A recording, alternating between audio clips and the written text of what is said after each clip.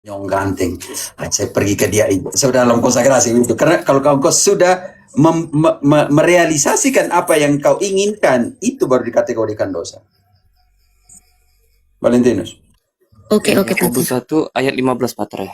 13 sampai 15. Apabila seseorang dicobai, janganlah ia berkata, "Aku sedang dicobai oleh Allah." Sebab Allah tidak dapat dicobai oleh yang jahat, dan ia sendiri tidak mencobai siapapun. Namun, tiap-tiap orang dicobai oleh keinginannya sendiri, karena ia diseret dan dipikat olehnya. Apabila keinginan itu telah dibuahi, ia Tahan dulu. melahirkan dosa. Jurnalis. Eva, kalau keinginan itu telah direalisasikan. Baca kembali. Apabila keinginan itu telah dibuahi, ia melahirkan dosa. Dan apabila dosa itu sudah matang, ia melahirkan maut. Ibu, Eva, kau sudah merealisasikan apa yang kau pikirkan pada saat itu? Tidak, Pater. Tidak. Di kepalamu kau telah merealisasikan juga? Tidaklah, Pater. Cuman kayak melayang wonder of sesaat begitu. Ya, saya mengerti karena kadang kalau konsentrasi kita kan kita hanya 30 menit sejak awal atau khotbah lebih dari 10 menit konsentrasi umat sudah juga. Karena itu khotbah, semoga khotbah imam-imam Indonesia jangan terlalu panjang lebar, setengah jam, 40 menit, 1 jam. Jangan.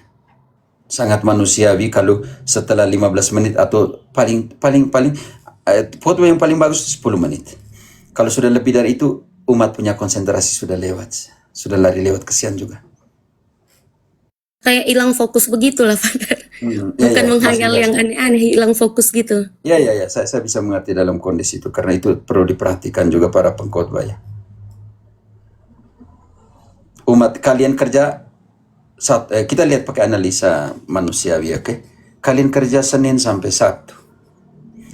Ibu-ibu yang kerja di kantor pulang kerja di rumah, anak, masak, akhir pekan cuci, setrika, ngepel, dan semuanya untuk urus ini. Kalau kita sampai di misa, baik kalau imam itu khotbah tentang sabda Tuhan, kalau khotbahnya itu masalah sosial, masalah politik, biarlah masalah sosial politik itu umat sudah nonton di TV, di berita, di koran. Tolong omong tentang sabda Tuhan.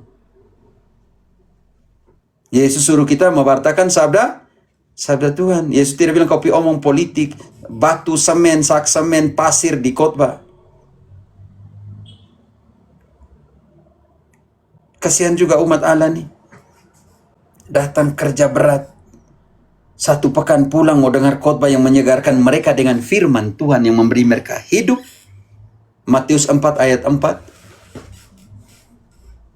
Matius 4 ayat 4. Ayat 4. Jawab Yesus, ada tertulis, manusia hidup bukan dari roti saja, tetapi dari firman yang keluar dari mulut Allah. Bagaimana kalian melanjutkan perpanjangan firman yang keluar dari mulut Allah itu untuk menguatkan orang, menghidupkan orang? Kalau khotbah lebih banyak kamu buat lucu. Ya, apa bedanya dengan stand up comedy? Omong tentang politik, apa bedanya kalian dengan politikus?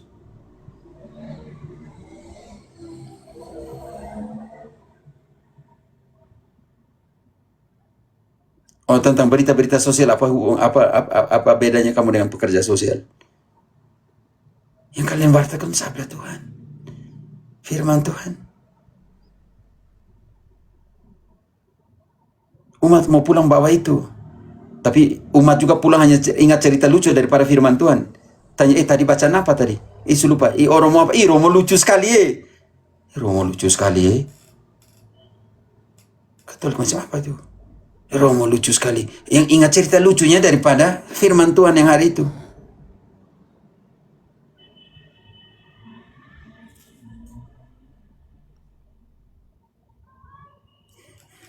Saya juga khotbah lama kadang.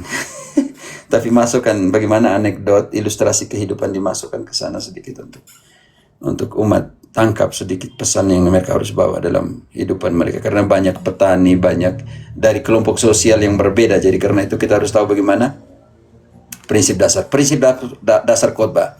40% buka, introduksi, 40% menutup. Hanya 20% pesan.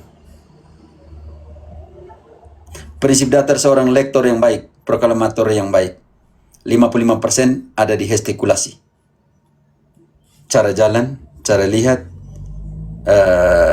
korporal itu namanya apa itu? Korporal ini tubuh, gestikulasi tubuh dan semuanya itu. 35% ada di tone. Sudah berapa? Hanya 10% ada di pesan. Karena itu kalau seorang lektor jalan sudah bengkok, sampai di situ juga pesan.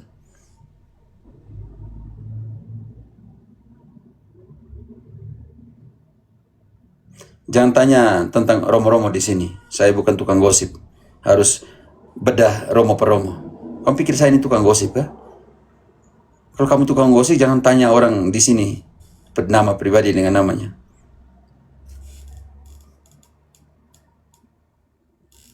Ya Simon Bero muda saya belajar banyak dari dia.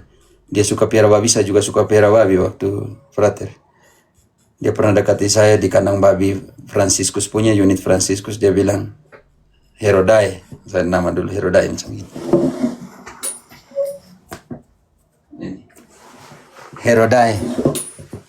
Ada umat kasih. Suka main bola jadi orang kasih. Herodai. Kau baca kembali kitab suci. Baca kembali semua. Sekarang kau tidak merasakan itu, besok lusa kau merasakan. Pentingnya baca kitab suci kembali. Itu pesan yang selalu ingat dari almarhum Pater Simon Bermuda, dosen kitab suci. Dan tukang piara babi, dan dia piara babi untuk bantu anak sekolah yang tidak mampu. Tiap malam dia pergi ke restoran-restoran di kota Maumere yang dia motor tua itu, kumpul semua sisa-sisa makanan. Sedih kalau dengar cerita kembali. Sering bertengkar sih dengan dia tentang kitab suci. Maksudnya bertengkar sampai dia pernah kunjung saya ketika saya di Bekasi, top di Santo Arnoldus Jansen Bekasi. Duduk dengan saya, kami cerita hal-hal dalam hidup. Sedih kalau ingat kembali. Dosen kitab suci yang memberi jejak kecil di dalam hidup saya. Ya bukan kecil, besar ya sebenarnya. Oke, teman-teman. Begitu tadi yang tanya